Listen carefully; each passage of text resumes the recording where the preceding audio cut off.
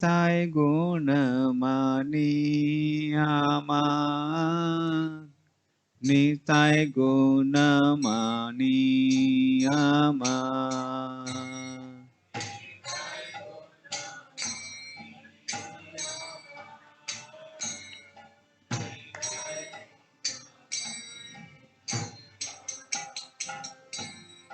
আনিয়া প্রেমের বন্যা ভাসাইল আবানি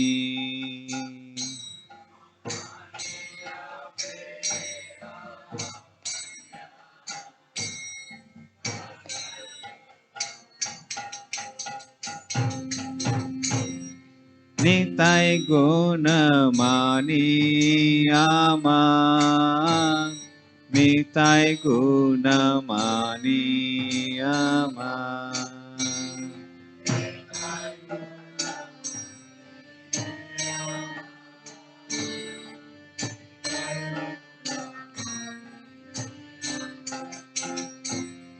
প্রেমের বন্যা লইয়া প্রেমের বন্যা লইয়া প্রেমের বন্যা লইয়া নিতাই আইলা গড় দেশে না লই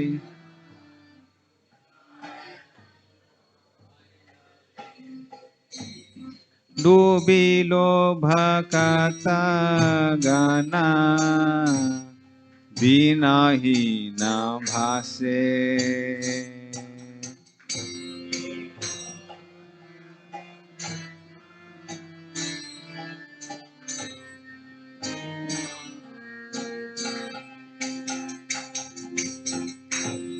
নিতাই গুণ মানি আমার নিতাই গুণ মানি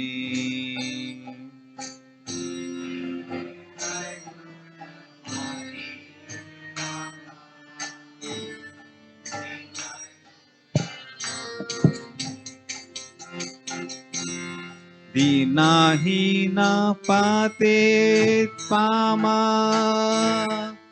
আমা নাহি বাছে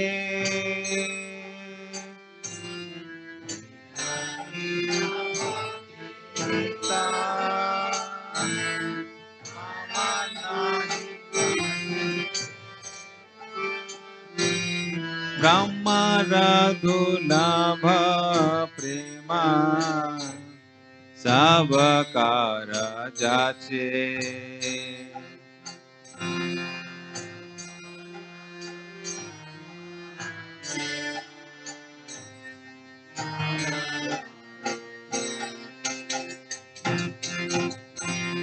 নিতাই গুণ মানি আমার নিতাই গুণ মানি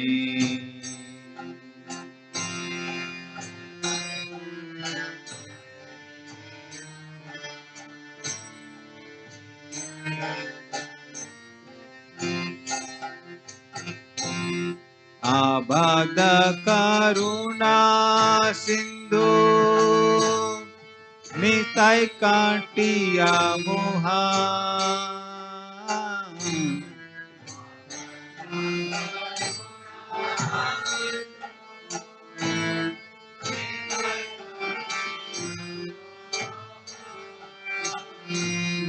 ঘরে ঘরে বলে প্রেমা আমি আর বা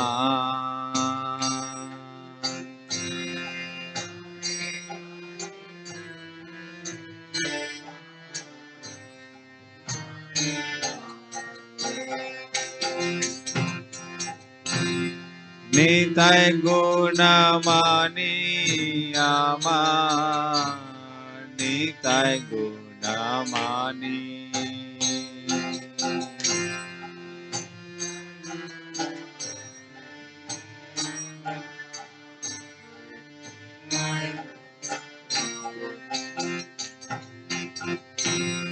লোচন বলে মোরা নিতাই निताय जीवन बाजिलो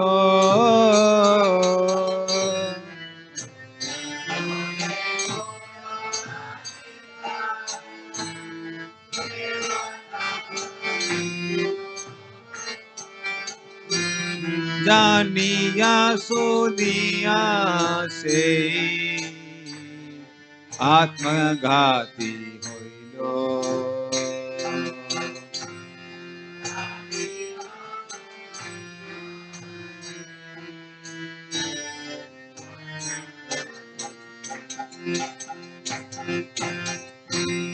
निताय गुणमानी आमान निताय गुणमानी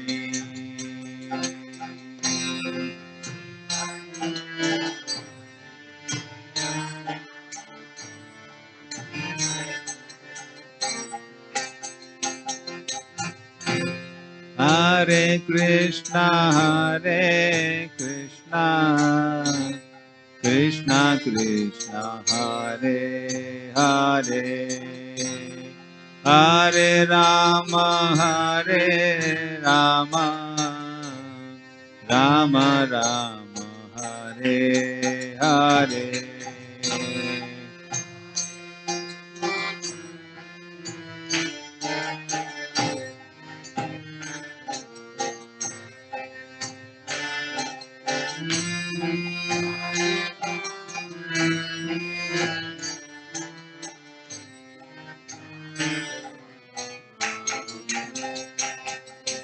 निताय गौरंग जय निताय गौरंग जय गौर हरि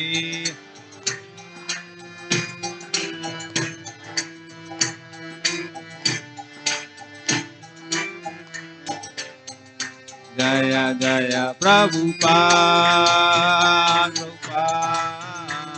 प्रभुपाद जय शील प्रभुपाद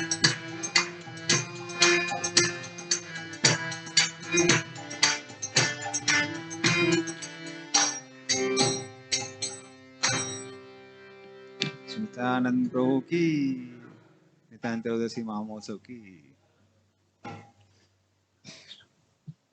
ओम अज्ञानतिमिरन्धस्य ज्ञानाञ्जनशलाकया चक्षुरुन्मिलितं येन तस्मै श्रीगुरवे नमः श्रीचैतन्यमनोभीष्टं स्थापितं येन भूतले स्वयं रूपकदा मह्यं ददाति सपदान्तिकं वन्देऽहं श्रीगुरोः श्रीयुतापदकमलं श्रीगुरून् वैष्णवांश्च श्रीरूपं सागरजातं सहगना रघुनाथान्वितं तं सजीवम् साद्वैतं सावधूतं परिजनसहितं कृष्णचैतन्यदेवं श्रीराधा कृष्णपादान् सहगना ललिता श्रीविशाखान्वितांश्च नमो विष्णुपादाय कृष्णप्रेष्ठाय भूतले श्रीमते भक्तिवेदान्त स्वामिनिति नाम्ने नमस्ते सरस्वते देवे गौरवाणी प्रचारिणे निर्विशेष शून्यवादी पाश्चात्यदेशतारिणे वाञ्छाकल्पतरुभ्यश्च कृपा सिन्धुभ्येव च पतितानां पावनेभ्यो वैष्णवेभ्यो नमो नमः नमो महावदन्याय कृष्णप्रेमप्रदायते कृष्णाय कृष्णचैतन्य नाम्ने गौरतुसे नमः हे कृष्णा करुणा सिन्धु दीनबन्धु जगत्पते गोपेशा गोपिकान्ता राधाकान्ता नमोस्तुते तप्तकाञ्चन गौराङ्गी श्रीराधे वृन्दावनेश्वरी वृषभानुसुते देवी प्रणमामि हरिप्रिये नीलाचल निवासाय नित्याय परमात्मने बलभद्र सुभद्राभ्यां जगन्नाथाय ते नमः जय श्री कृष्ण चैतन्य प्रभु नित्यानंद श्री अद्वैत गदाधर शिवासादि गौर भक्तवृंद हरे कृष्णा कृष्णा कृष्णा हरे हरे हरे राम राम राम हरे हरे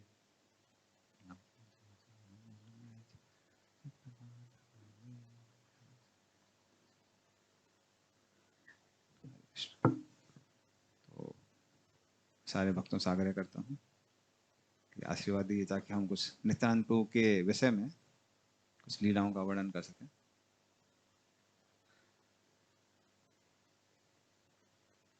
तो नित्यानंद प्रभु कृपा के अवतार है। तो जस्ट अभी मैं भक्ति शास्त्री क्लास दे रहा था, उसमें चैप्टर चल रहा था भाव भक्ति का।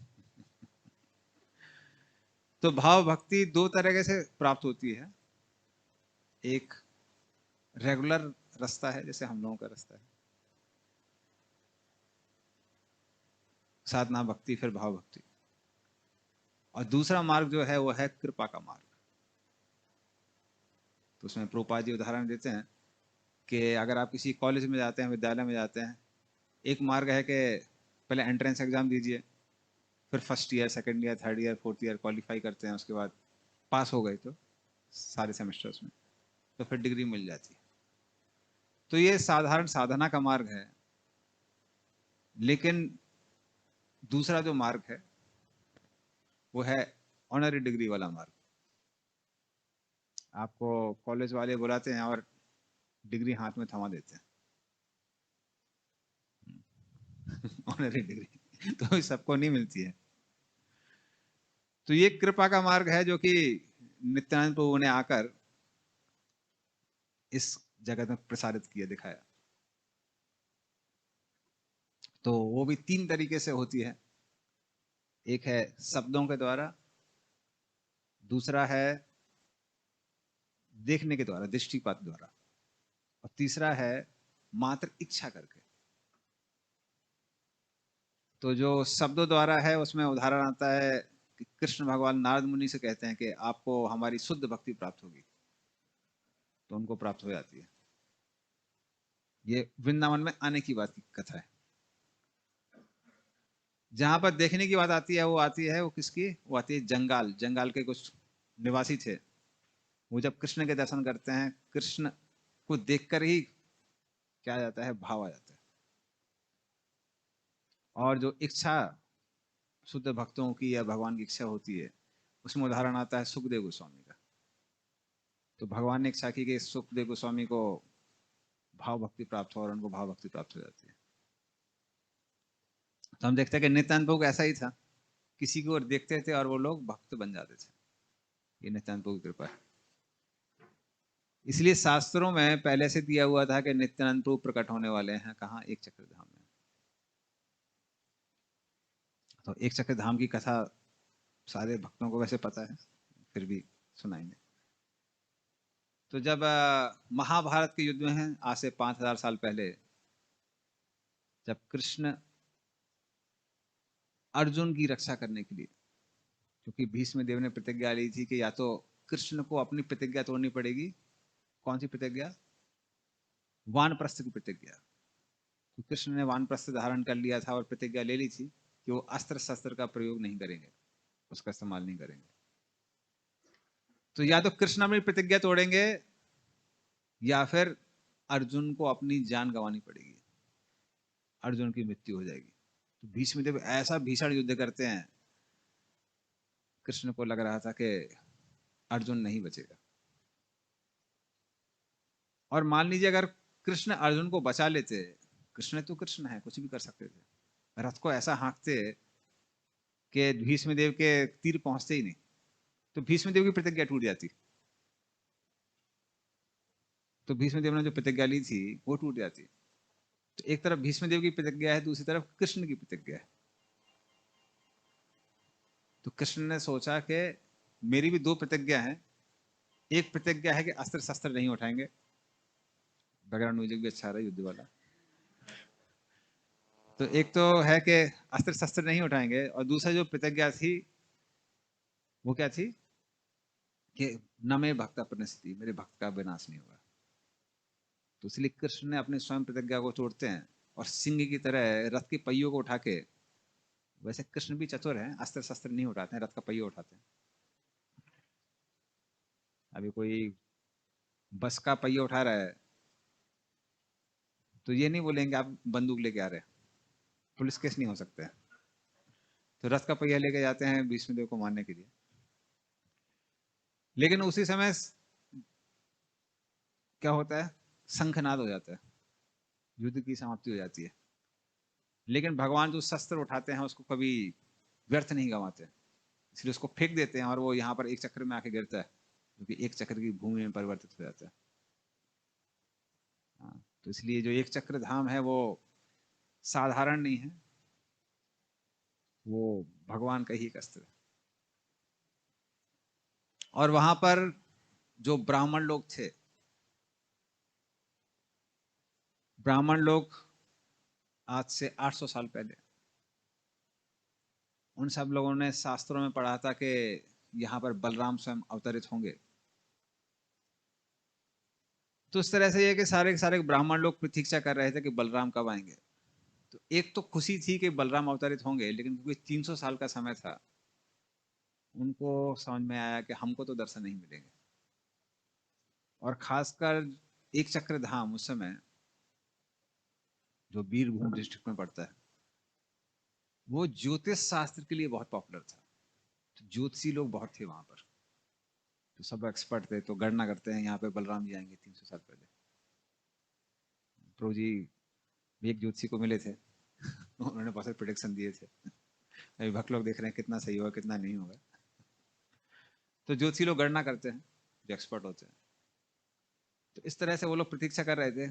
पर प्रतीक्षा करते करते करते जो आगे की जनरेशन आई वो भी प्रतीक्षा कर रही थी, लेकिन करते करते भूल गए कि प्रतीक्षा भी करना था।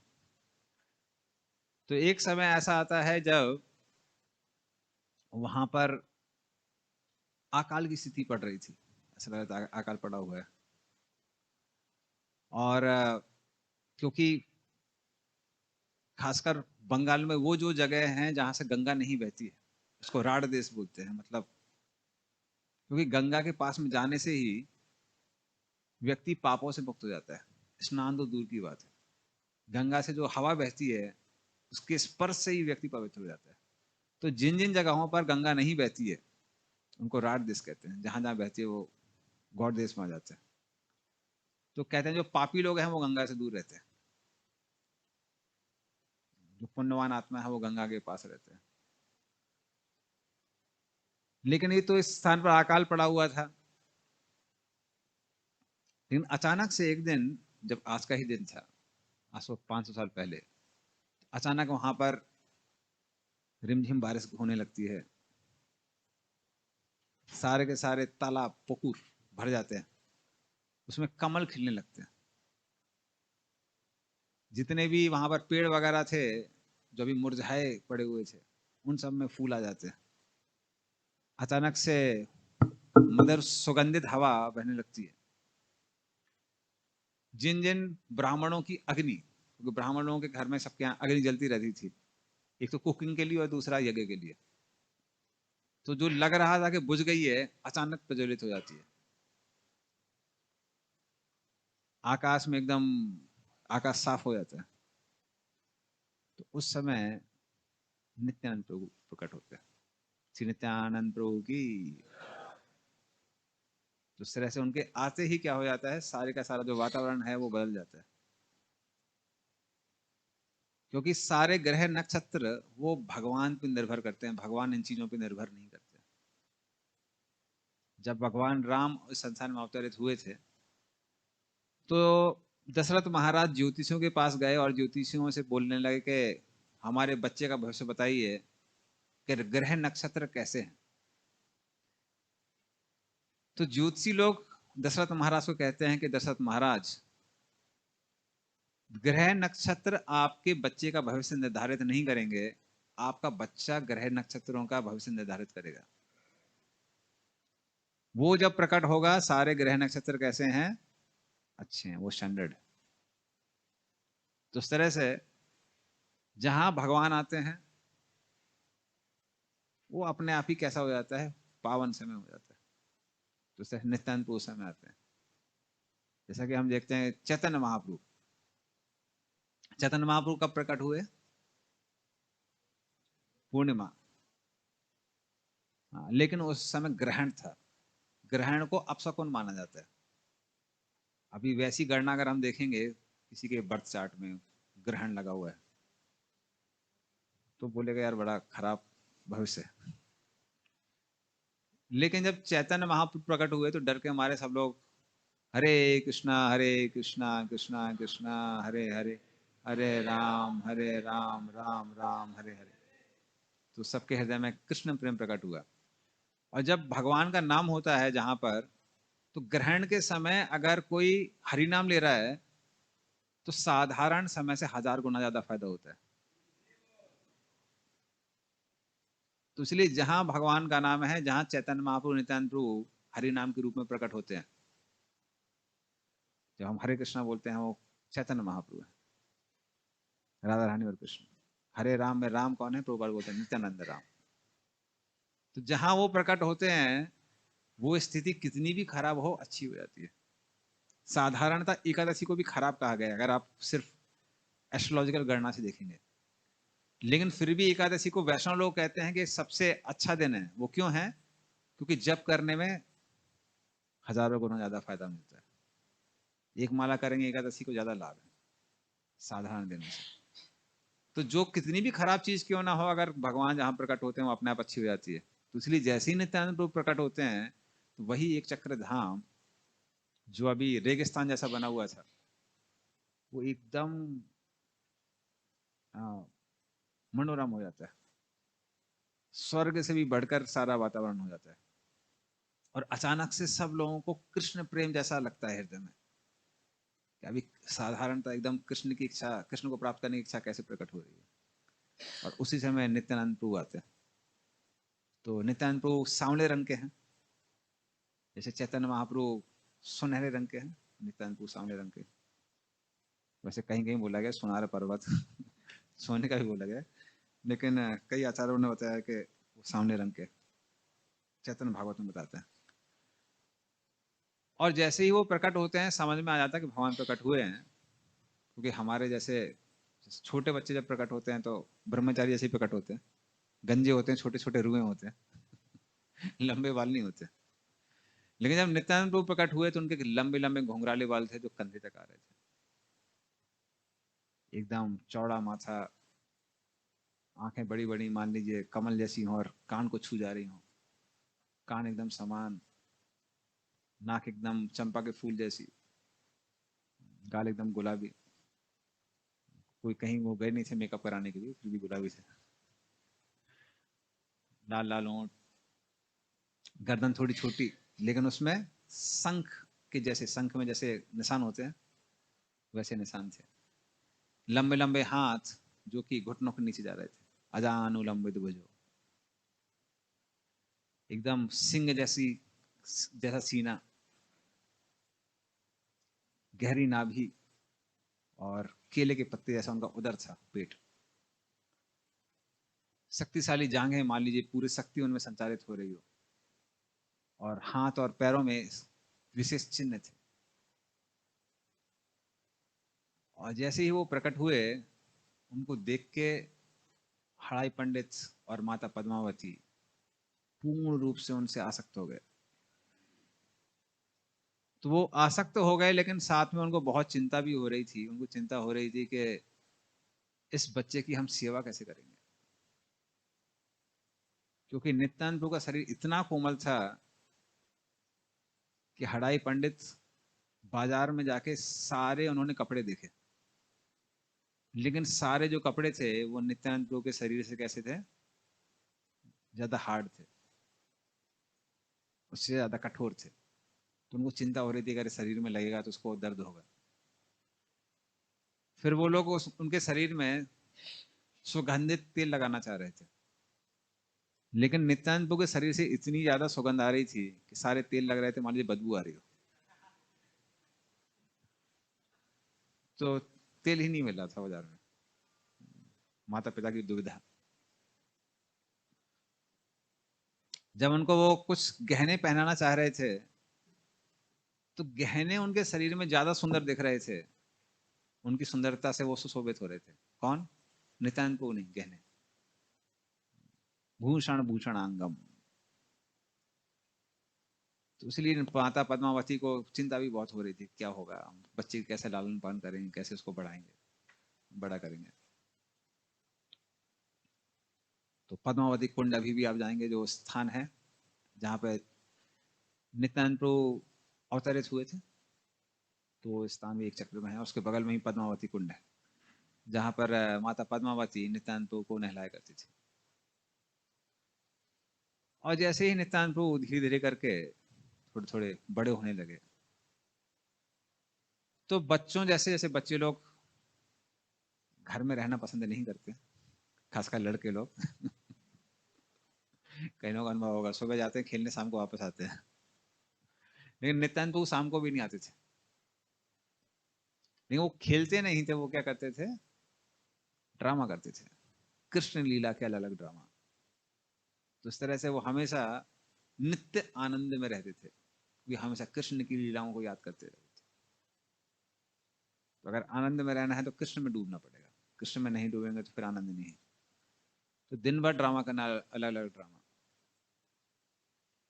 और लोगों को ये समझ में नहीं आता था कि ये स्क्रिप्ट कहाँ से लेके आता है। गुरुकुल कभी गया नहीं है, कभी कुछ सुना नहीं है, तो कहाँ से स्क्रिप्ट लेके आता है ड्रामा की। तो एक बार एक बुजुर्ग व्यक्ति पूछने भी लगा कि नित्या है, तुम इतने सारे जो ड्रामा करते हो, स्क्रिप्ट कहाँ से आती है? तो निताई बोले कि स्क्रिप्ट की क्या जरूरत है, तो हमारी लीला है। उसको भी समझ में नहीं आई कैसी लीला है, अद्भुत लीला है। और जो ड्रामा करते थे वो राइट टाइम पे ही करते थे। अगर कृष्ण कब अवतरित हुए? रात को 12 बजे। तो ड्रामा भी रात को 12 बजे ही होगा।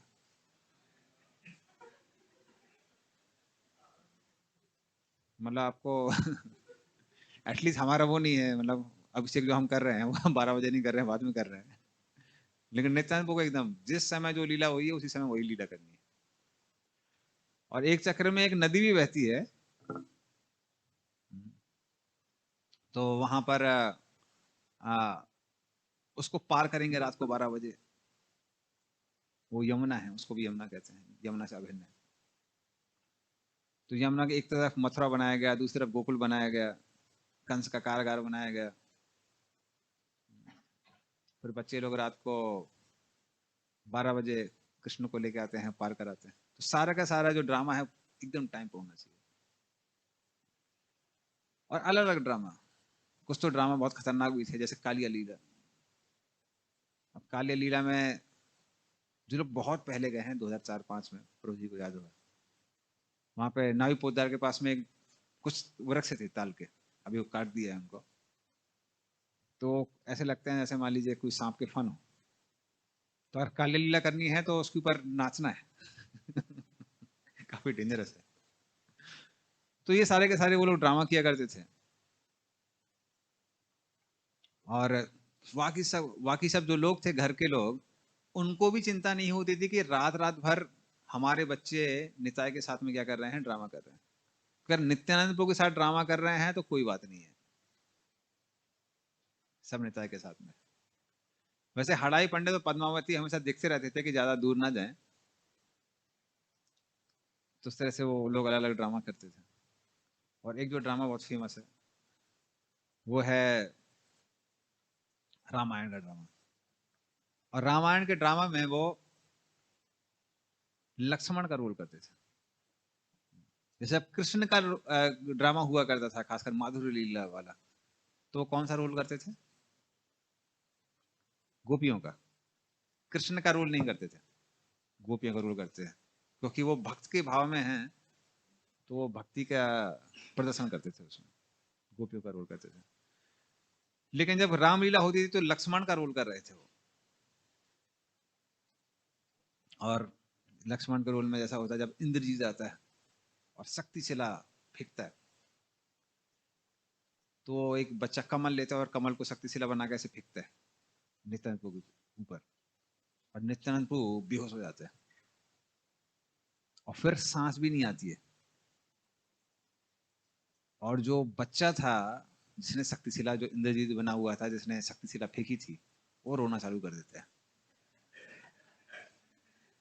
बोले हमको पता नहीं था कि कमल फेंकने से भी मर्डर केस हो जाता है। सांस भी नहीं आ रही है, मूर्छित हो गए हैं। तो वो रोना चालू करता है, और फिर धीरे धीरे करके सारे बच्चे रोना चालू कर देते हैं। बोले बेहोश होना था, ये क्या हो गया? तो जब वो जोर जोर से रोते हैं तो पहले बाकी लोग सोचते हैं कि शायद ड्रामा कर रहे होंगे, कुछ से बाद समझ में आता है कि नहीं, तो ये तो ड्रामा नहीं है, कुछ अलग है, आवाज कुछ अलग है। तो फिर उसके बाद में आसपास के जो लोग होते हैं वो इकट्ठे हो जाते हैं, वो भी रोने लगते हैं। हड़ाई पंडित पद्मावती को के पास खबर पहुंचती है, वो लोग भी सुन के मूर्छित हो जाते हैं। तो सब लोग इकट्ठे हो जाते हैं और विलाप करने लगते हैं, अरे नेता इतनी जल्दी छोड़ के हमको चला गया। तब एक वहां बुजुर्ग व्यक्ति था, उसको नित्यानंद प्रभु की एक्टिंग में पूरा भरोसा था। आज शायद नित्यानंद प्रभु होते तो सारे ऑस्कर अवार्ड उन्हीं को मिलते। तो वो पूछने लगा कि आगे की स्क्रिप्ट क्या है। तो फिर एक बच्चे को स्क्रिप्ट याद आई। बोला अरे हनुमान जी को वो लेके जाना था, लेने जाना था संजीवनी बूटी। तो बोले यार लेके आओ, जाओ। तब बच्चे को याद आया। तो एक बच्चा हनुमान बन के गया संजीवनी बूटी ढूंढने के लिए। और समय वैसे ही हुआ, एक जगह स्नान करता है जाके, वहां पे मगरमच्छ उसको पकड़ लेता है, वो मगरमच्छ को मारता है, आगे आता है। संजीवनी बूटी नहीं मिलती तो पूरा पहाड़ी उठा के लेके आ जाता है। और फिर जो बच्चा सुसैन बना हुआ था, वो उसमें से एक जड़ी बूटी लेके जैसे नित्यानंद प्रभु के नाक के सामने रखता है, नित्यानंद खड़े हो जाते हैं, हरि बोल। सब लोग कहते हैं बाप रे। बंगाल वैसे भी एक्टिंग के लिए मशहूर है, लोग सुपर एक्टिंग करते हैं, खासकर जब प्रसाद खिलाने में लगे रहते हैं। एक बार मेरे को याद है एल्बर्ट रोड में, हम लोग के सामने जो पुकुर है, तब मैं खड़गपुर में पढ़ाई कर रहा था। तो उस समय सेवा मिली थी, कोई पीछे के रास्ते से नहीं आना चाहिए खिचड़ी लेने के लिए, आगे के रास्ते से ही आना चाहिए। पीछे खड़ा हुआ था, तो एक माता जी आई, वो बोले कि मैं तो बहुत बूढ़ी हो गई हूँ, थोड़ा प्रसाद दे दो। हमने कहा माता जी आपको दे देंगे, लेकिन पीछे और भी लोग हैं, तो आप थोड़ा रुक जाओ, हम आपको प्रसाद देते हैं। तब तक एक और दूसरी माता जी आई, वो काफी यंग थी। वो कहने लगे ओ पोड़े गच्छी, पोड़े गच्छी। मैं क्या हुआ? करपू अनेक बता होच्छे, तो लाइन में खड़ी नहीं हो सकती, ये है वो है। तो मैं बोला कि ठीक है भाई, दे देते हैं प्रसाद। तो मैंने कुछ खिचड़ी का प्रसाद लेके दिया। जैसे ही प्रसाद मिला, पैर ठीक हो गया, मुस्कुरा के बोली हरि बोल, धन्यवाद प्रभु। मैंने कहा बाप रे क्या एक्टिंग है। लेकिन नित्यानंद प्रभु जैसी एक्टिंग नहीं है किसी की। तो सब लोग बड़े अचंभित हो जाते हैं। तो ऐसे नित्यानंद प्रभु अलग अलग ड्रामा करते थे वहां पर। और इस तरह से दिन साल बीतते जा रहे थे, और लोग इतने खुश थे कि किसी को ध्यान ही नहीं था कि कुछ अपशकुन हो सकता है। और अचानक एक दिन होता है, एक समय जब नित्यानंद शायद 7 साल के थे, किसी 7 ईयर्स ओल्डर में, कि 12 साल के थे, 12 ईयर्स, 12 साल के। तो जोर से वो गर्जना करने लगते हैं।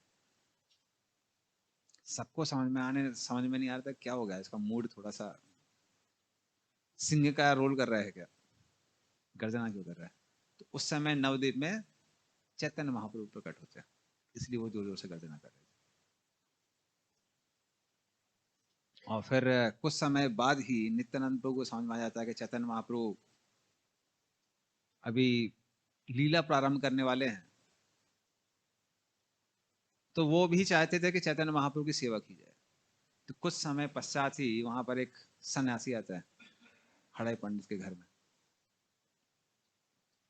हड़ाई पंडित सन्यासी को देखते हैं तो बहुत प्रसन्न हो जाते हैं। जैसे कई बार आजकल लोग प्रसन्न नहीं होते, बंगाल में कल्चर बदल गया।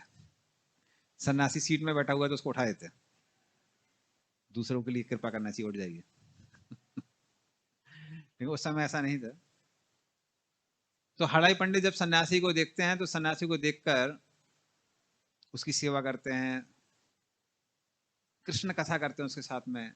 दोनों लोग कृष्ण कथा में बहुत मग्न रहते हैं। और उसके बाद में वो सन्यासी जब जाने लगता है, तो हड़ाई पंडित कहते हैं कि हम आपकी कोई और सेवा कर सकते हैं क्या। तो सन्यासी बोला सेवा तो आप कर सकते हैं, लेकिन जो हम मांगेंगे साथ दे नहीं पाएंगे। तो वो हड़ाई पंडित कहते हैं नहीं नहीं नहीं, एक गृहस्थ का कर्तव्य है कि जो जो सन्यासी मांगे उसकी सेवा करनी चाहिए। तो सन्यासी कहता है सोच लीजिए, बोले मैं प्रतिज्ञा लेता हूँ जो भी आप बोलेंगे हम पूरा करेंगे। तो सन्यासी कहने लगा कि देखो मैं बुजुर्ग हो गया हूँ और मेरे पास कोई असिस्टेंट नहीं है, तो आपका जो बेटा है निताई, उसको हमको असिस्टेंट के रूप में दे दीजिए। जैसे ही हड़ाई पंडित वो सुनते हैं ऐसा लगता है मान लीजिए वज्रपात हो गया हो। और हड़ाई पंडित बेहोश हो जाते हैं। फिर उनको होश आता है तो मन में थोड़ा सा भ्रम आ जाता है। लेकिन भक्तों के जीवन में जब भी भ्रम आता है तो वो गुरु साधु शास्त्र उसको रेफर करते हैं। तो वो उनको याद आता है कि जब यही समस्या दशरथ महाराज के सामने आई थी तो उन्होंने क्या किया था। जब दशरथ महाराज से विश्वामित्र मुनि ने राम लक्ष्मण को मांगा था कि आप राम और लक्ष्मण को दे दीजिए, क्योंकि बहुत सारे जो राक्षस हैं वो यज्ञ में विघ्न डाल रहे हैं और उनको मारने के लिए हमको राम और लक्ष्मण की आवश्यकता है। तो दशरथ महाराज मना कर देते हैं। दशरथ महाराज कहते हैं पहले तो अरे वो तो अबोध बालक हैं 12 साल के, वो क्या भला युद्ध करेंगे। आप बोलिए तो मैं चक्रवर्ती सम्राट हूं, मैं अपनी पूरी सेना लेके जाऊंगा और सारे राक्षसों का वध कर दूंगा। विश्वामित्र मुनि बोलते हैं कि देखिए दशरथ महाराज, आपके यहाँ की परंपरा है कि व्यक्ति जो प्रतिज्ञा लेता है वो अपने शब्दों को वापस नहीं लेता है। रघुकुल रीत सदा चली आई, प्राण जाई पर वचन ना जाए। प्राण चले जाएंगे लेकिन जो बोला है उसको कभी वापस नहीं लेंगे। तो आप नहीं प्रतिज्ञा पूरा करना चाहते हैं तो कोई बात नहीं है। तो वशिष्ठ मुनि वहीं पर बैठे हुए थे। वशिष्ठ मुनि, वैसे विश्वामित्र मुनि और वशिष्ठ मुनि की बहुत विशेष संबंध है दोनों का, बहुत बार युद्ध कर चुके हैं एक साथ एक दूसरे के साथ। पर यहाँ वशिष्ठ मुनि दशरथ महाराज को कहते हैं दशरथ महाराज आप चिंता मत करिए। विश्वामित्र मुनि अकेले चाहें तो सारे राक्षसों को मार सकते हैं, उनका वध कर सकते हैं, लेकिन क्योंकि वो क्रेडिट देना चाहते हैं राम और लक्ष्मण को, उनको श्रेय देना चाहते हैं, इसलिए वो राम और लक्ष्मण को मांग रहे हैं। और फिर उसके बाद में दशरथ महाराज राम लक्ष्मण को दे देते हैं। तो फिर हृदय पंडित सोचते हैं कि शायद हमको भी अपनी प्रतिज्ञा पूरी करनी चाहिए, भले ही ये हमारे लिए बहुत ज्यादा दुख का कारण बनने वाली है। लेकिन उससे पहले वो पद्मावती से बोलते हैं, पद्मावती भी सुनती हैं तो वो भी बेहोश हो जाती है। फिर वो कहते हैं कि आप जो भी डिसीजन लेंगे वो फाइनल है।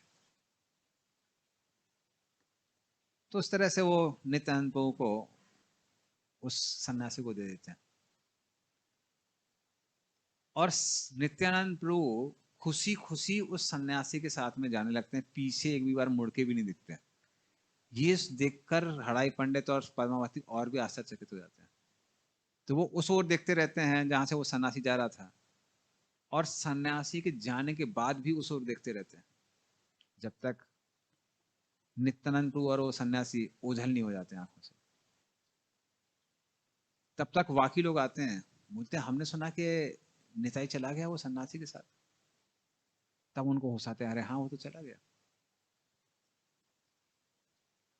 वो कहते हैं कि अरे आपने निताई को जाने क्यों दिया, आप बोलते तो हम अपने बच्चे दे देते। क्योंकि निताई तो सिर्फ हमारी आत्मा नहीं है या आपकी आत्मा नहीं है, वो तो पूरे एक चक्र की आत्मा है। तो पूरा एक चक्र बिना निताई के रह नहीं सकता है। तो आप कैसे दे सकते हैं निताई को। फिर हड़ाई पंडित को भी समझ में आता है, बोलते अरे क्या कर दिया हमने, हम नित्यानंद प्रभु को कैसे भेज सकते हैं। तो कहते हैं कि सब लोग बोलते हैं आप चिंता मत करिए, हम निताई को और उस सन्यासी को सब जगह ढूंढ के लाएंगे और किसी तरह से हम उनको वापस लेके आएंगे। खैर कुछ वहां पे जो लोकल लेजेंड्स हैं, जब हम लोग गए थे तो लोकल के कुछ भक्त बता रहे थे कि उन्होंने एक विग्रह दी थी नित्यानंद प्रभु ने उस समय हड़ाई पंडित और पद्मावती को। मुरली कृष्ण, हाँ मुरलीधर मुरलीधर। तो जब विश्राम घाट में जहाँ पर नित्यानंद प्रभु विश्राम करते थे, मैं वहाँ क्लास दे रहा तो एक माता जी आई, वो विग्रह को लेके आ गई, डीटी को लेके आ गई मंदिर। तो वो डीटी वहीं पर है। लेकिन वो सब जगह ढूंढते हैं, यहाँ वहाँ बाजार में, यहाँ वहाँ, कहीं भी नित्यानंद प्रभु दिखते नहीं। तब उनको समझ में आता है कि नित्यानंद प्रभु वहां से चले गए। सब लोग बहुत दुखी हो जाते हैं। तो धीरे धीरे करके, और हड़ाई पंडित पद्मावती अभी भी उस ओर देखते रहते थे इस आशा के साथ कि नित्यानंद प्रभु वापस आएंगे। तो सुबह बैठ जाते थे, शाम तक प्रतीक्षा करते रहते थे, उस ओर देखते रहते थे। कभी कभी उनको लगता था कि अरे नित्यानंद प्रभु आ रहे हैं, समझ में आता था ये तो आभास है, वो नहीं। और इस तरह से नित्यानंद प्रभु के विरह में हड़ाई पंडित पद्मावती वो अपना देह त्याग देते हैं। और लोग भी उस मार्ग से जब जाते थे, उस रास्ते से जहां नित्यानंद प्रभु ने अलग अलग लीलाएं की हैं, उसको देख के उनको भी बड़ा कष्ट होता था। तो वो लोग भी उस स्थान को छोड़ के चले जाते हैं। और वैसे बहुत सारी लीला हुई हैं उधर पे, एक चक्र में। एक लीला हुई है कि आ, एक सांप था वहां पर, जिसको नित्यानंद प्रभु क्या करते हैं, उसको सबड्यू करते हैं, कंट्रोल में करते हैं। तो एक चक्र में भी और सारी लीला है, लेकिन क्योंकि हम लोग और भी लीला कवर करना चाहते हैं, तो हम लोग थोड़ा सा संक्षेप में जाएंगे। तो इस तरह से एक चक्र का जो वो शहर था, जो भरा हुआ था, सारे सारे ज्योतिषी वहां पे थे, इतने सारे लोग थे, सब लोग एक एक करके एक चक्र को छोड़ के चले जाते हैं। और नित्यानंद प्रभु की जो अर्धांगिनी है, जानवा माता, जब वो सारे भक्तों के साथ वहां जाती हैं, तो देखती हैं वहां पर पूरी बंजर भूमि थी, कोई वहां रहता नहीं था। उस समय तक सब लोग वहां पर उसको छोड़ के चले गए थे। तो इस तरह से नित्यानंद प्रभु वहां से जाते हैं। और फिर नित्यानंद प्रभु सन्यासी के साथ में अलग अलग धाम में भ्रमण करते हैं, पूरे भारत में भ्रमण करते रहते हैं। लेकिन नित्यानंद प्रभु प्रचार नहीं करते हैं। प्रचार इसलिए नहीं करते हैं क्योंकि अभी तक चैतन्य महाप्रभु का आदेश नहीं हुआ था। तो सब जगह वो देखते हैं कृष्ण नहीं है, मतलब कृष्ण भावना कहीं नहीं है भारत में, लेकिन कहीं प्रचार नहीं करते हैं क्योंकि आदेश नहीं मिला था। तो इस तरह से नित्यानंद प्रभु जो हैं, वो हमेशा अपने आप को चैतन्य महाप्रभु का सेवक ही समझते हैं। जो चैतन्य महाप्रभु बोलेंगे हम वही करेंगे। सॉरी प्रभु की, you like to speak something?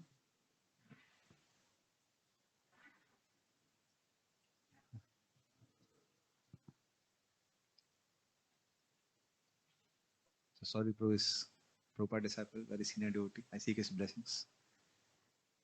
Yesterday also we saw, I was there in the attending the Bhakti Vedant presentations. So there also Prabhuji was hearing along with his wife. So Prabhu is the epitome of humility. Although we are new fights, Prabhu likes to hear. So with his blessings we will start. तो फिर क्या होता है, फिर वहां पे वो एक चक्र धाम छोड़ के नित्यानंद प्रभु वहां से चले जाते हैं। और उस सन्यासी के साथ सारे भारत में, पूरे भारत में भ्रमण करते हैं। और भ्रमण करते करते जब वो पंढरपुर में आते हैं, तो पंढरपुर में चैतन्य महाप्रभु के जो बड़े भाई हैं, उनका क्या नाम है, विश्वरूप। तो विश्वरूप वहां पर नित्यानंद प्रभु में प्रवेश करते हैं, क्योंकि वो भी बलराम की ही एक अंश है। तो वहां पर पंढरपुर में वो प्रवेश करते हैं नित्यानंद प्रभु के शरीर में। और वहीं पर उनकी भी दीक्षा भी होती है। उनके गुरु का नाम था लक्ष्मी तीर्थ। तो लक्ष्मी तीर्थ से वो दीक्षा प्राप्त करते हैं। तो लक्ष्मी तीर्थ से जब वो सो रहे थे सपने में, बलराम जी उनको प्रकट होते हैं। और बलराम जी उनको आदेश देते हैं। और फिर बलराम जी को वो देखते हैं, वो बलराम जी नित्यानंद प्रभु में परिवर्तित हो गए। तब वो लक्ष्मी तीर्थ को बलराम जी कहते हैं, आदेश देते हैं कि आप, जो ये निताई है वो मेरे से भिन्न है, मैं ही हूँ, तो आप कल मुझे दीक्षा दीजिए। और इस तरह से वो अपने ही जो आराध्य देव हैं बलराम जी, जो नित्यानंद प्रभु के रूप में प्रकट हुए हैं, उनको दीक्षा देते हैं। और फिर उनकी ही विरह में देह त्याग देते हैं। और उसके बाद नित्यानंद प्रभु वहां पर आते हैं, गोवर्धन में आते हैं, और गोवर्धन में उनकी भेंट होती है माधवेंद्रपुरी से। जैसे ही माधवेंद्रपुरी उनको देखते हैं, तुरंत इनको गले लगा लेते हैं। तो तुरंत उनको, नित्यानंद प्रभु को गले लगा लेते हैं, और दोनों दोनों के आंखों से अश्रु बहने लगते हैं, शरीर में रोमांच उत्पन्न होने लगता है, और कई दिनों तक वो लोग कृष्ण कथा करते हैं। सॉरी प्रभु की। तो इस तरह से वो दोनों के दोनों कई कई दिनों तक कृष्ण कथा करते हैं। और कृष्ण कथा करने के बाद जब नित्यानंद प्रभु को लगने लगता है कि महाप्रभु गया गए हैं, गया से वापस आए हैं, कृष्ण प्रेम प्रकट किया है, अब वो प्रचार करने की मूड में आ गए हैं, अब उनको मेरी आवश्यकता है। तो तुरंत नित्यानंद प्रभु नवद्वीप के लिए प्रस्थान कर जाते हैं, वहां से आने लगते हैं। और यहाँ चैतन्य महाप्रभु को समझ में आ जाता है कि नित्यानंद प्रभु आने लगे हैं, आने वाले हैं। तो वो सारे भक्तों को बोलते हैं, कहते हैं कल मैंने एक विशेष व्यक्ति को देखा था, श्याम वर्ण था उसका, सांवला कलर, लंबी लंबी भुजाएं थी, उसके हाथ में गदा और हल था, और वो घर के बाहर आता है और पूछने लगता है, क्या ये निमाई पंडित का घर है? क्या ये निमाई पंडित का घर है? क्या ये निमाई पंडित का घर है? और सारे भक्त कहने लगते हैं कि उसके बाद में वो व्यक्ति अंदर आता है। तो हमको लगता है ये जो विशेष व्यक्ति है, ये जो अवधूत है, वो कहीं नवद्वीप में आ गया है, उसको ढूंढ के लाइए। तो नीले रंग की धोती पहनी हुई है, लंबी लंबी भुजाएं हैं, कमल जैसी आंखें हैं, तो उसको ढूंढ के लाइए। तो सारे भक्त पूरे नवद्वीप में जाते हैं, बाजार में, घाट में, यहाँ वहां ढूंढते रहते हैं, कहीं भी ऐसा व्यक्ति नहीं मिलता है। तो फिर चैतन्य महाप्रभु कहते हैं कि ये जो भक्त है, ये जो व्यक्ति है, ये बहुत विचित्र है, तो हम उसको ढूंढ के लेके आएंगे। तो वो सारे भक्तों को लेके जाते हैं, और कहाँ जाते हैं? नंदनाचार्य घर में। नंदनाचार्य का जो घर है वो कुछ तो विशेष है, लगता है कुछ वहां पे गुफा उफा होगी कुछ तो, अभी तो नहीं है, क्योंकि अद्वैताचार्य भी वहीं छुपे थे, नित्यानंद प्रभु भी वहीं छुपे थे, और चैतन्य महाप्रभु भी एक बार एक लीला में वहीं छुपते, कोई छुपने का स्थान था। लेकिन चैतन्य महाप्रभु जैसे ही वहां लेके जाते हैं, वहां पर नित्यानंद प्रभु दिखाई देते हैं। और पहली बार इस लीला में जब चैतन्य महाप्रभु और नित्यानंद प्रभु एक दूसरे को देखते हैं, तो देख के ऐसा लगता है जैसे मूर्ति बन गए हो, विग्रह बन गए, जैसे यहाँ पे खड़े हुए। खैर यहाँ एक दूसरे को नहीं देख रहे हैं, सबको कृपा दे रहे हैं, पर वहां एक दूसरे को देखते एकदम स्तब्ध हो जाते हैं दोनों के दोनों। और फिर कुछ समय बाद वो जब एक दूसरे को आलिंगन करते हैं, तो आंखों से आंसू बहने लगते हैं, शरीर में रोमांच होने लगता है, और फिर सारे भक्त लोग वहां कीर्तन करते हैं, हरे कृष्णा कृष्णा कृष्णा हरे हरे, हरे राम राम राम हरे हरे, हरे कृष्णा कृष्णा कृष्णा हरे हरे, हरे राम राम राम हरे हरे। और जैसे यहाँ निताई गौरंग नृत्य कर रहे हैं, गौरांग प्रभु और गौरांग महाप्रभु नित्यानंद प्रभु दोनों दोनों नृत्य करने लगते हैं। और नृत्य करते करते वो ऐसी छलांग लगा रहे थे, मान लीजिए पैर कान को छू जाएंगे।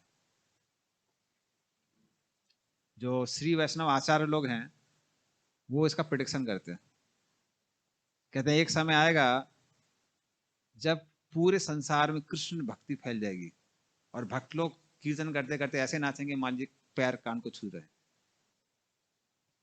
तो दोनों दोनों ऐसा नृत्य करते हैं। और नृत्य करते करते फिर नित्यानंद प्रभु चैतन्य महाप्रभु की गोद में लेट जाते हैं। तब वहां पर श्रीवास ठाकुर कहते हैं उल्टा हो गया ऐसा कुछ। बोले उल्टा हो गया? क्या उल्टा हो गया? क्योंकि नित्यानंद प्रभु कौन है? शेष, अनंत शेष। और चैतन्य महाप्रभु विष्णु। चैतन्य महाप्रभु विष्णु के रूप में अनंत शेष पे लेटते हैं, पर यहाँ क्या हो रहा था? अनंत शेष चैतन्य महाप्रभु मतलब भगवान विष्णु की गोद में लेटे हुए थे। तो बोले इन्वर्जन हो गया, उल्टा हो गया। नित्यानंद प्रभु चैतन्य महाप्रभु की गोद में लेटे हुए। और इस तरह से सारे भक्त लोग बहुत प्रसन्न होते हैं। फिर चैतन्य महाप्रभु नित्यानंद प्रभु कहते हैं कि निताय, कल हम क्या करेंगे? कल तुम्हारा व्यास पूजा होगी, तो तुम कहां पर व्यास पूजा करने जाते हो या फिर किसके द्वारा? तो बोलते हैं कि श्रीवास ठाकुर अरेंजमेंट करेंगे। तो श्रीवास ठाकुर को अरेंजमेंट का अवसर मिलता है। और श्रीवास ठाकुर बोलते हैं देखिए जो जो सामग्री चाहिए वो हमारे पास है। घड़े चाहिए ना, कुछ घास चाहिए, चंदन, ये वो जो भी चाहिए वो सब हमारे पास है। सिर्फ हमारे पास पुस्तक नहीं है, पुस्तक बस लेके आना है बाजार से। और वो नित्यानंद प्रभु को वहीं पे बुला लेते हैं अपने घर में। जब नित्यानंद प्रभु वहां पर आते हैं तो श्रीवास ठाकुर प्रतीक्षा कर रहे थे कि अगले दिन सब कुछ अरेंजमेंट हो गया है, बस व्यास पूजा करनी है। बुक भी लेके आ जाते हैं। जब बुक लेके आते हैं तो देखते हैं कि नित्यानंद प्रभु ने एक्सटेसी में आके सारे के सारे घड़े फोड़ दिए। बोले कि बाप रे ये सब लीला प्रारंभ हुई है। तो फिर वो घड़े लेके आते हैं, क्योंकि नित्यानंद प्रभु प्रेम में रहते थे, उनको कुछ होश नहीं था। जैसे प्रभु जी बता रहे थे अवधूत है। फिर अगले दिन वो नित्यानंद प्रभु को बोलते हैं कि निताय जाके स्नान करके आइए। तो नित्यानंद प्रभु स्नान करने जाते हैं गंगा में, और गंगा में बहुत सारे मगरमच्छ थे वहां पे। तो जब वो मगरमच्छ को देखते हैं तो मगरमच्छ के ऊपर कूद जाते हैं, मगरमच्छ से खेलने लगते हैं। सारे भक्त बोलते हैं ये तो बहुत खतरनाक खेल है। तो भक्त लोग बोलते हैं प्रभु जी बाहर आ जाइए। और नित्यानंद प्रभु यहाँ खेलने में लगे हुए थे। बोले व्यास पूजा का टाइम हो रहा है, तुम मानते नहीं है। और सब लोग डरे हुए थे, तो पास में भी नहीं जा पा रहे थे, क्योंकि मगर ने उन मगर से वो खेल रहे हैं, मगर हमारे साथ खेलने लगेगा। तो फिर वो चैतन्य महाप्रभु के पास में जाते हैं, कहते हैं कि अरे नित्यानंद प्रभु ये क्या लीला कर रहे हैं, आप भी कुछ करिए। और चैतन्य महाप्रभु तो नित्यानंद प्रभु कहते हैं निताय बाहर आओ। तुरंत नित्यानंद प्रभु दौड़ के बाहर आ जाते हैं। फिर उसके बाद में नित्यानंद प्रभु की व्यास पूजा होने वाली थी। तो वो नित्यानंद प्रभु को माला देते हैं और कहते हैं कि इनको व्यासदेव को पहनाइए। नित्यानंद प्रभु हिलते नहीं है। तो बोलते हैं माला पहनानी है, माला। वो हिलते नहीं।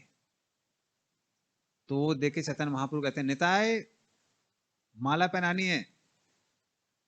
और नित्यानंद प्रभु उनको ही माला पहनाए थे, क्योंकि वो सिद्ध करना चाह रहे थे कि जो चैतन्य महाप्रभु हैं वो व्यास देव की भी कौन है? आदि हैं। व्यास देव उन्हीं से आए। तो इसलिए नित्यानंद प्रभु सीधे उनके गले में मार डाल देते हैं। और फिर इस तरह से व्यास पूजा होती है, फिर कीर्तन होता है, नृत्य होता है। और उसके बाद नित्यानंद प्रभु वहीं चैतन्य महाप्रभु के साथ में नवद्वीप में रहने लगते हैं। तो जो जगह मदा की लीला है ऑलरेडी प्रिंस कपूर ने कवर की। तो जगह लीला मदा की लीला होती है। नित्यानंद प्रभु हरिदास ठाकुर सब जगह जाकर घर घर जाके प्रचार करते हैं। तो उन्होंने कवर किया काफी सुंदर तरीके से।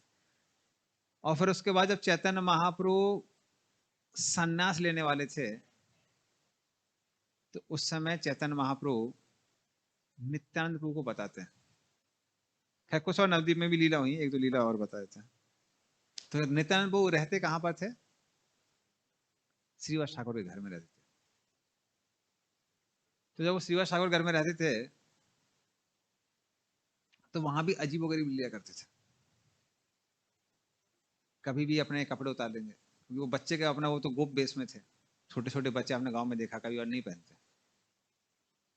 तो लोगों को लगता है बाप रे क्या कर रहे हैं। इसलिए नित्यानंद प्रभु को समझना बड़ा मुश्किल है। तो एक बार चैतन्य महाप्रभु उनको कहने लगे कि निताय, तुम एक गृहस्थ के घर में रह रहे हो, ठीक है, अब दूध बेस है लेकिन कुछ तो शराफत से रहना चाहिए। तो अभी हम आपको अपने घर में लेके जा रहे हैं, लेकिन हमारे घर में कुछ ऐसी लीला मत करना। तो नित्यानंद प्रभु बोलते मैं तो सब हूं, मैं ये सारी हरकतें नहीं करता हूँ। जो करता है उसी को लगता है कि दूसरा ऐसा करता है तो महाप्रभु कहते हैं कोई बात नहीं। उनको लेके आते हैं घर में, सची माता के पास में।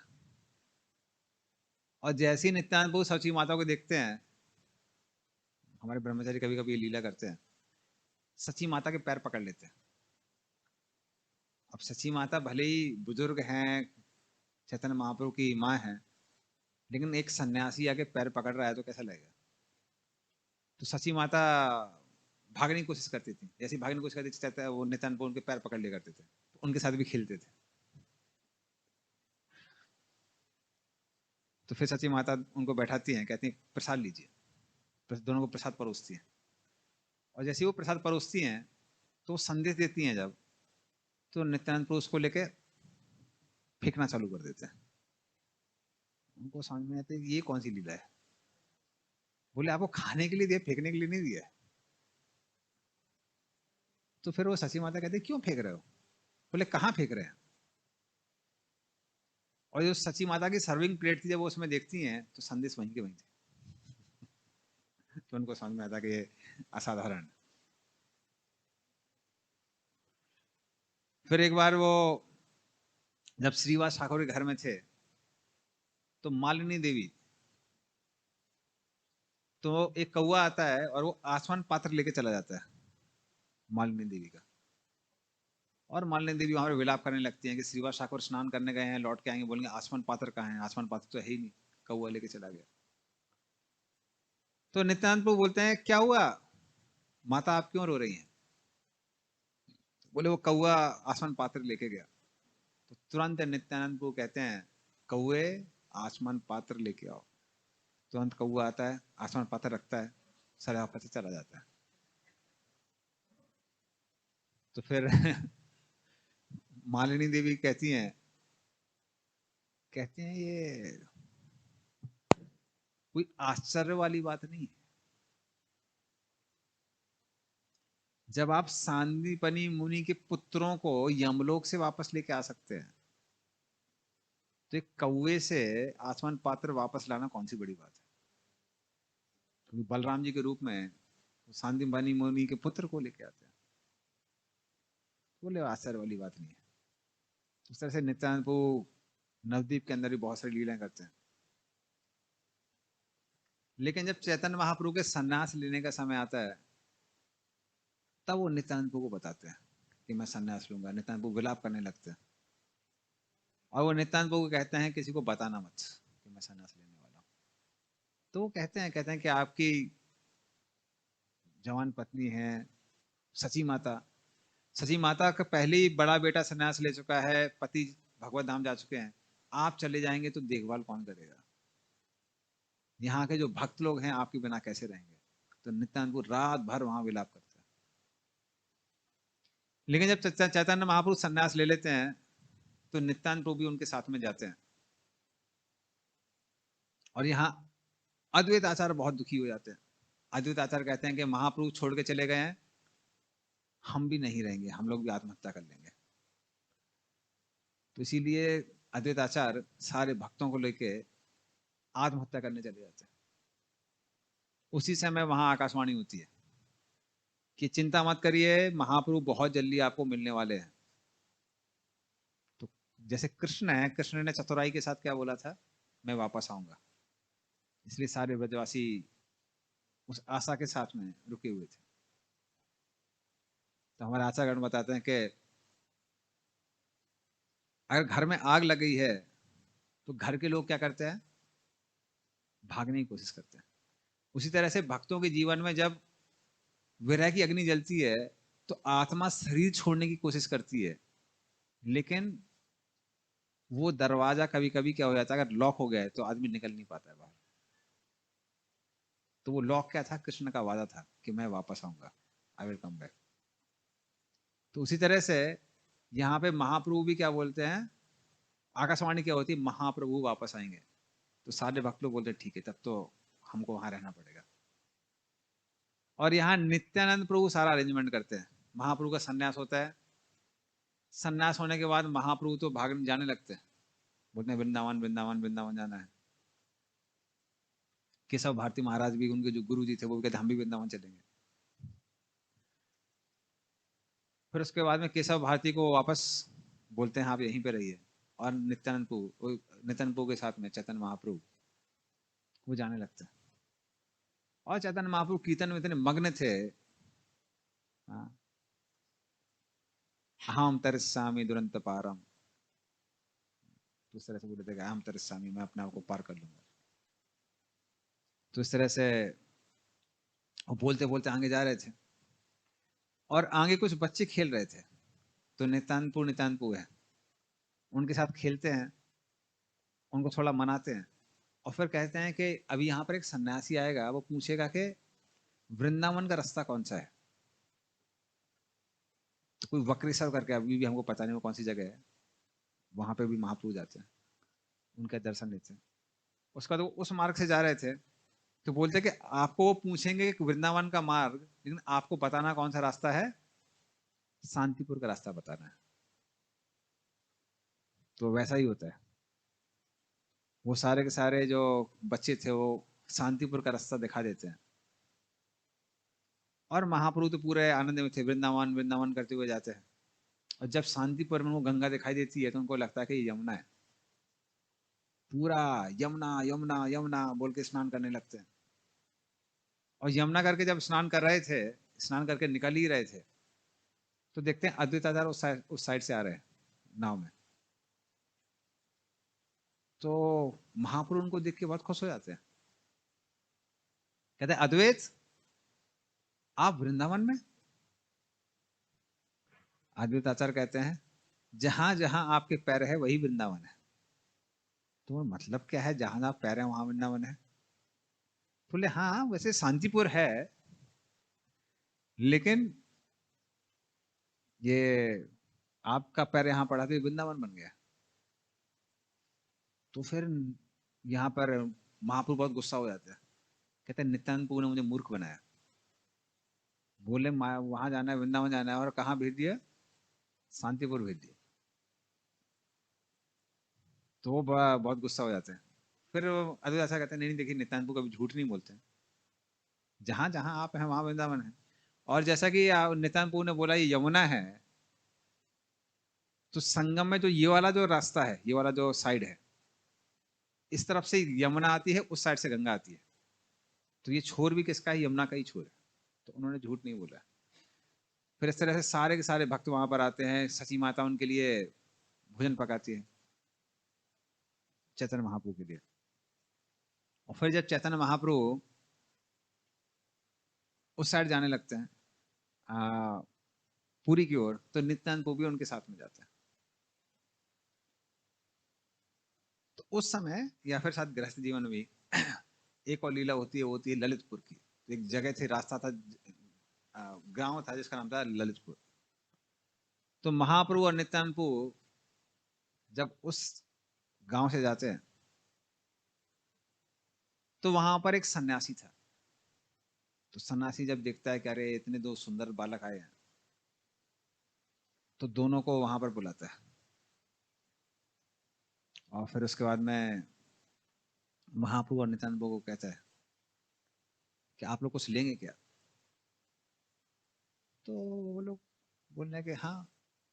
तो फिर उसके बाद में वो कुछ फल वगैरह लेके आता है, फल वगैरह खिलाता है। फिर महाप्रभु जब जब उससे कृष्ण कथा कर रहे थे, तो वो कृष्ण कथा की बात नहीं कर रहा था, वो कर्म कांड की और यहाँ वहां की बातें कर रहा था।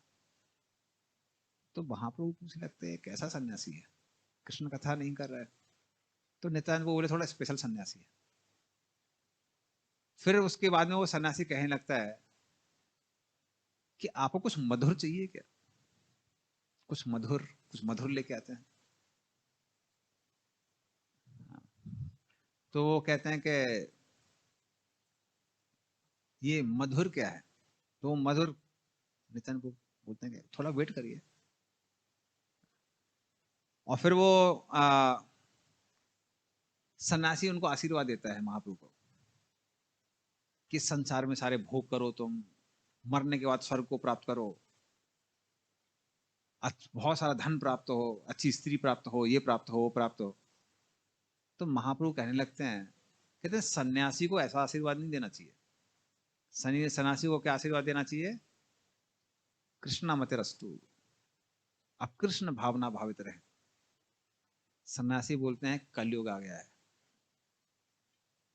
हमने शास्त्रों में पढ़ा था कि कलयुग आने वाला है, लेकिन अब दिख रहा है कि साक्षात कलयुग आ गया है।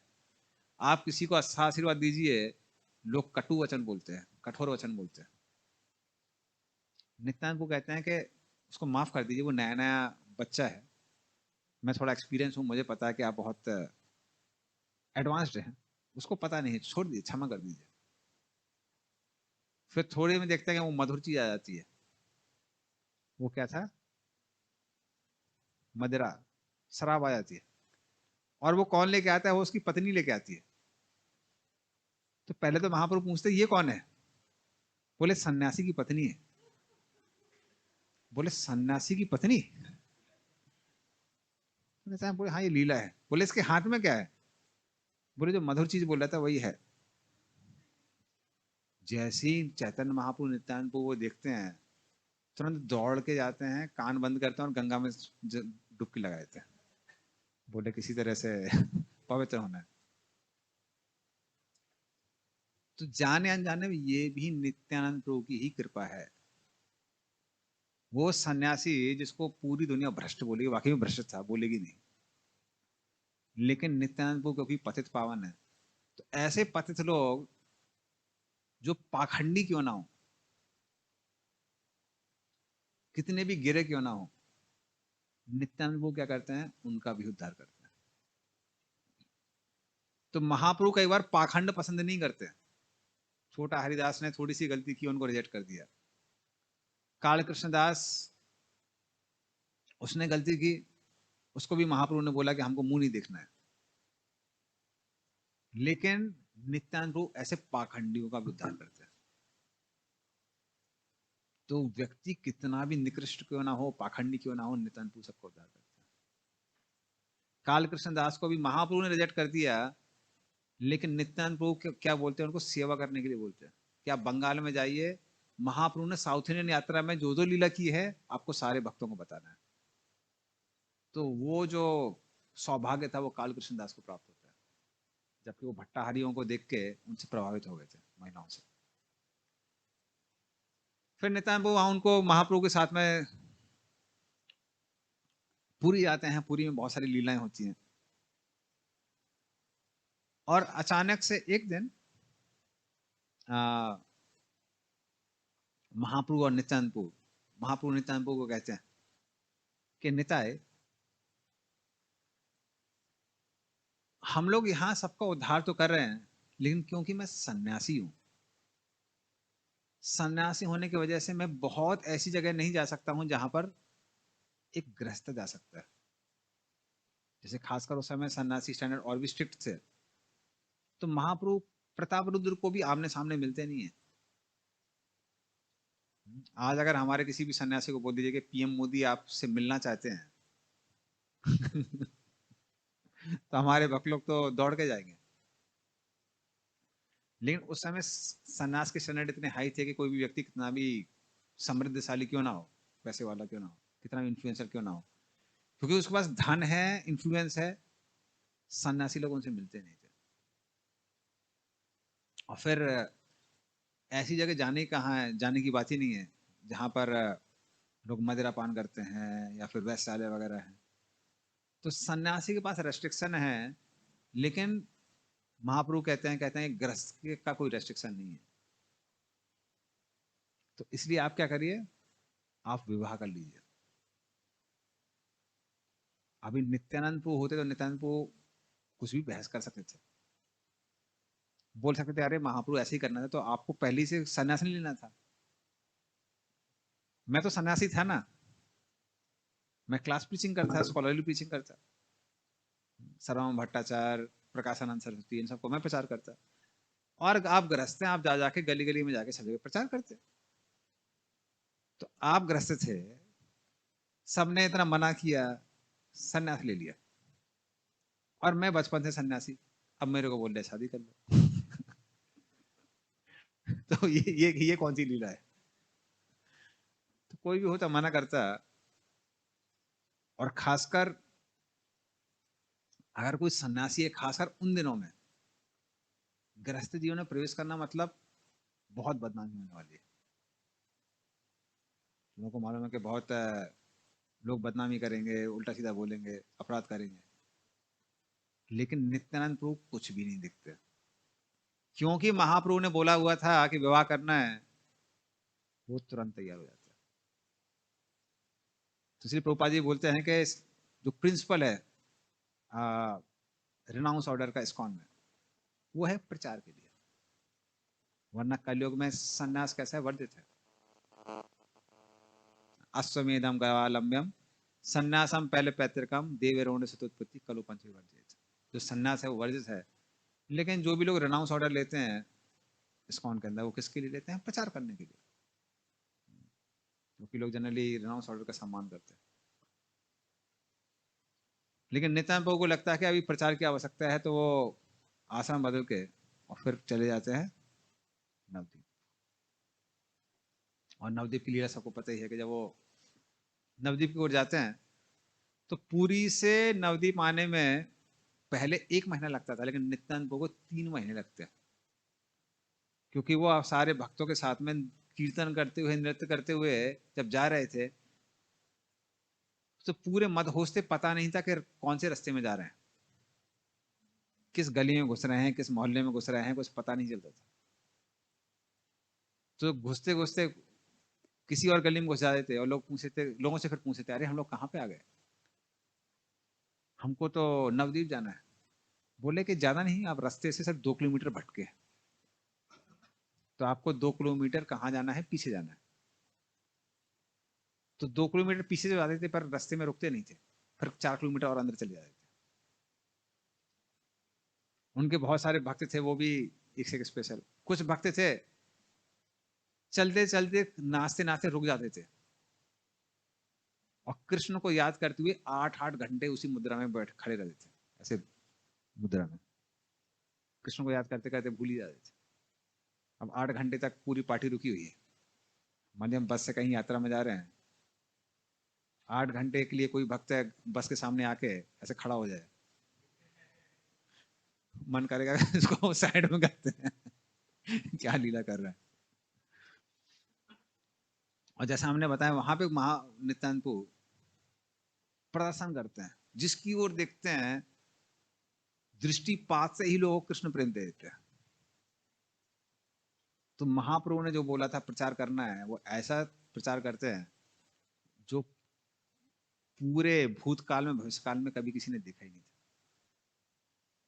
खैर भक्त लोग जब सुनते तो चिंता हो जाती है, बोलते यार उसी समय पैदा होना चाहिए था, अब इतनी साधना करनी पड़ती है। तो सिर्फ कृपा कृपा देते हैं वो। और 3 साल, सॉरी 3 साल नहीं बोले, 3 महीने, 3 महीने में कहाँ आते हैं? नवद्वीप आते हैं। और पहले आते हैं हमारे कलकत्ता के पास, कहाँ पे? पानीहाटी। तो जब वो पानीहाटी धाम में आते हैं, तो राघव पंडित के घर में जाते हैं, और पानीहाटी में ऐसा कीर्तन करते हैं कि वहां जिसको देखते हैं कृष्ण प्रेम दे देते हैं। तो छोटे छोटे बच्चे वहां को खेलते हैं, तो नित्यानंद उनको दृष्टिपात करते हैं, तो सारे के सारे बच्चे नाचने लगते हैं, गाने लगते हैं, हरे कृष्णा कृष्णा कृष्णा हरे हरे, हरे राम राम राम हरे हरे। और नाचते गाते गाते इतने संलग्न हो जाते हैं कि शाम का समय हो जाता है, वापस नहीं आते हैं। तो मदर फादर जाते हैं, बोलते हैं खेलने के बीच बच्चों टाइम हो गया, वापस आ जाओ। और जैसे ही वो ऐसा बोलते हैं, बच्चे लोग सिंगी की तरह दहाड़ने लगते हैं, आ। मामा बोलते हैं क्या हो गया इनको, भूत घुस गया है क्या, या गला खराब हो गया क्या? फिर वो कहते हैं वापस आओ। देख के समझ में आता है कुछ तो गड़बड़ हो गया है। और बच्चे नाचते नाचते, छोटे छोटे बच्चे बड़े बड़े पेड़ उखाड़ लेते हैं, पेड़ के साथ नाचने लगते हैं। अब आप सोच सकते हैं कि अभी हरि नाम चल रहा है, कोई सैंडली उखाड़ लेते, सैंडली के साथ नाचने लगते हैं। तो सब लोग वहां नाचने लगते हैं। कुछ लोग पेड़ के ऊपर चढ़े जाते हैं, पेड़ के ऊपर नाचते हैं, पेड़ से टहनी के ऊपर नाचते हैं, टहनी से पत्ते के ऊपर नाचते हैं, गिरते नहीं है नीचे। तो ऐसा अद्भुत नृत्य चल रहा था कि सब लोग देख के आश्चर्यचकित हो जाते हैं, बोले क्या चल रहा है। और फिर वहां पर नित्यानंद को राघव पंडित के घर में, वहां पे बाद में रघुनाथ दास उसको स्वामी को भी वो देते हैं, कृपा देते हैं, कृपा बांटते हैं। और उसके बाद वो भी एक लीला है। फिर वो इस स्थान पे आते हैं, खरदा। खरदा के पहले वो जाते हैं अंबिका कालना। तो सूर्यकांत साराकेला, राइट, सूर्यकांत साराकेला, तो उनके घर में जाते हैं, जो कि वो भी महाप्रभु के महान भक्त थे। और उनसे कहते हैं कि हमको कुछ दक्षिणा चाहिए। तो बोले क्या दक्षिणा चाहिए? बोले कि हमको आपकी पुत्री चाहिए विवाह में। तो जानवा देवी, तो उस तरह से जानवा देवी से वो विवाह करते हैं। और उस समय प्रसादम सर्विंग चल रही थी। प्रसादम सर्विंग जो है वो छोटी बहन कर रही थी, वसुधा। तो वसुधा जब प्रसादम सर्विंग कर रही थी, उसी समय क्या होता है, उनके सर में से जो पल्लू था वो उठ जाता है, हवा आती है, वो उठने लगता है। जैसे ही वो उड़ने लगता है, तो अब हाथ से प्रसादम सर्विंग कर रहे हैं, तो पल्लू को कैसे रोकेंगे? तो उनके अचानक दो हाथ और आ जाते हैं और वो पल्लू को रोक लेते हैं। चार हाथ आ जाते हैं और नित्यानंद प्रभु तुरंत का हाथ पकड़ लेते हैं। बोले ये तो साधारण जीव नहीं है। तो वो कहते हैं कि जानवर से हम विवाह करेंगे और ये हमको दहेज के रूप में चाहिए। तो इस तरह से जानवा और वसुधा दोनों से विवाह करते हैं नित्यानंद प्रभु। लेकिन विवाह करने के बाद में अब गृहस्थ हो गए हैं, तो घर चाहिए ना, कोई जमीन चाहिए। इसलिए वो एक स्थान पर आते हैं जहां पर एक जमींदार था, और जमींदार एक नंबर का कंजूस था, खासकर वैष्णवों से बहुत घृणा करता था। तो नित्यानंद वो कहते हैं आपके पास इतनी बड़ी जमीन है, थोड़ी सी जमीन हमको भी दे दीजिए। तो क्या करता है, अच्छा कुछ डोनेशन चाहिए, डोनेशन दे देता है। तो बोलते हैं ये खर ले लो, मतलब वो दाह, दाह मतलब एस, जो राख है, राख उनको दे देते हैं। वो देखते नहीं बल्कि उसको फेंक देता है। बोलते हैं यहाँ पे जहां जहां राख पड़ेगी ना, वो जमीन तुम्हारी है। और फेंकता कहाँ पर है? पानी में फेंकता है, गंगा में। कोई गंगा में कोई रह नहीं सकता है ना, तो वो गंगा में फेंकता है। लेकिन जैसे ही वो गंगा में फेंकता है, वहां पर जमीन आ जाती है। तो इस तरह से जो जमीन आती है उसका नाम है खरदा। तो खरदा में से ऐसे नित्यानंद को वहां पर जानवा और वसुधा के साथ निवास करते हैं, और वो प्रीचिंग प्रोग्राम करते थे। तो नित्यानंद का प्रीचिंग प्रोग्राम क्या है? नित्यानंद का प्रीचिंग प्रोग्राम है हरिनाम संकीर्तन। तो घर घर जाना है, हरिनाम संकीर्तन करना है, प्रसादन डिस्ट्रीब्यूशन होगा, और फिर उसके बाद में जो घर के निवासी होंगे सबको कृष्ण प्रेम प्राप्त हो जाएगा। हरे कृष्णा। तो एक एक शाम को एक एक फैमिली, फैमिली मतलब वो जो भी पाड़ा उनका जो था, सारे पाड़ा का एक साथ उद्धार। तो सब कैसे उद्धार। तो ये नित्यानंद का प्रोग्राम था। हम लोग वन टाइम प्रोग्राम करते हैं, फिर लोगों को लेके आते हैं, उसमें कुछ लोग आते हैं, फिर उनको सेशंस देते हैं, फिर जब करने के लिए बोलते हैं। पर नित्यानंद का one time program permanent program. सब जगह वन टाइम प्रोग्राम ही कर रहे हैं बस। जाना है, कीर्तन करना है, प्रसाद वितरण करना है, बस सबको कृष्ण प्रेम, परफेक्शन उसी दिन। तो ये नित्यानंद का पिचिंग प्रोग्राम था। तो इस तरह से बंगाल में वो पूरा पिचिंग करते हैं, क्योंकि महाप्रभु ने पूरी में प्रचार किया, इतने सारे लोगों को भक्त बनाया, साउथ इंडिया में प्रचार किया, इतने लोगों को भक्त बनाया, पर उनको लगा यार बंगाल में प्रचार नहीं कर पाएंगे, यहाँ पे जाते हैं तो लोग हमारा अपमान करते हैं, बोले लेकिन बंगाल में उनको विशेष कृपा चाहिए और एक्स्ट्रा कृपा चाहिए। तो वो एक्स्ट्रा कृपा किसके द्वारा मिलेगी? श्री नित्यानंद प्रभु के द्वारा। तो हम लोग बंगाल में हैं, तो हमारे काफी सन्यासी लोग जब एल्बर्ट रोड मंदिर में आते थे तो कुछ मिसिंग लगता था। मिसिंग क्या था? नित्यानंद प्रभु नहीं है। कलकत्ता में राधा गोविंद हैं, महाप्रभु हैं, जगन्नाथ बलदेव सुभद्रा हैं, पर नित्यानंद प्रभु नहीं है। लेकिन अभी नित्यानंद प्रभु की कृपा हुई है, न्यू टाउन में हमारे नित्यानंद प्रभु आए हैं, और ये हमारी पहली नित्यानंद त्रयोदशी है। इनॉग्रेशन नित्यानंद त्रयोदशी और गौर पूर्णिमा के बीच में हुआ था, राइट? आफ्टर गौर पूर्णिमा, हाँ आफ्टर गौर पूर्णिमा मई में हुआ था, मई 20।